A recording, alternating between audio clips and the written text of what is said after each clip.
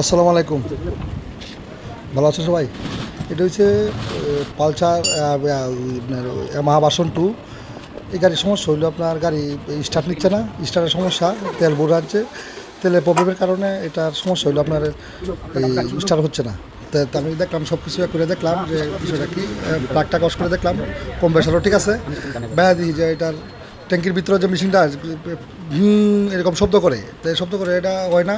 বা পরে পুরোটা খুলে দেখি যে এত পরিমাণ ট্যাঙ্কির ভিতরে ময়লা, বা জালিটা সবারে খুললাম, খুললা দেখি যে আপনার জালিটা এত পরিমাণ ময়লা সাফ করলাম কিন্তু ওই তো কাজ হচ্ছে না।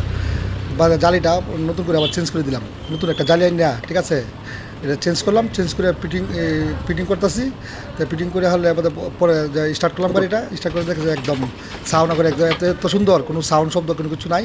দেখা গেলো কি ভালো ভালো তেল ভরবেন, বা নতুন রেফাই গাড়ি আছে, এই সব তেলের প্রবলেমের কারণে এই প্রবলেমটি হয়। তো সুতরাং ভালো তেল ভরবেন, অকটেন ছাড়া ভরবেন না। আর বাইরে লুজ তেল বললে এই প্রবলেমটা দেখা দেয়।